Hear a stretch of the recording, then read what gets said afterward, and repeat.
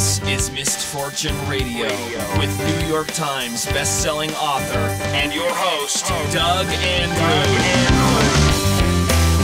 You know, I could count on my hand the number of people who are actually in a lower tax bracket when they retire, even though they have lower income. Let me tell you a story.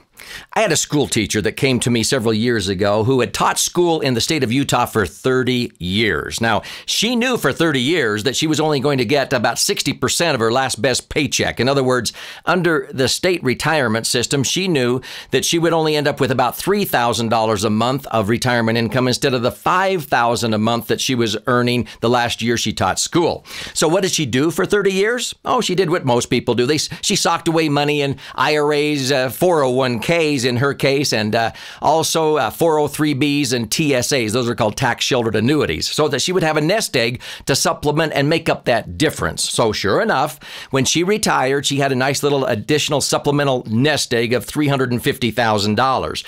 Well, she found that when she retired, not only had she killed her best partner, Uncle Sam, in the process because she had been, paying extra principal payments to her mortgage, and so she didn't have a mortgage interest deduction, but the kids were gone, and she wasn't contributing money to these 401ks and 403Bs anymore, so she didn't have that benefit. And even though she had an income that was 40% less, she found herself in as high or higher tax bracket than she had ever been in, and she didn't have any deductions anymore. That's why, okay? Can you understand this? This is a very, very important point, and too many people miss it until it's too late.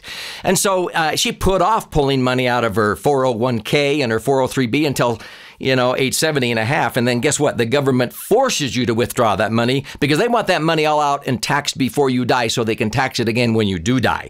So when she turned 70 and a half, the minimum that she was required to pull out on an annual basis, in addition to her Social Security and her defined benefit pension from the state of Utah, put her at $80,000. She paid back every dime she saved in tax during the contribution years in the first 2 years of retirement and every 2 years thereafter.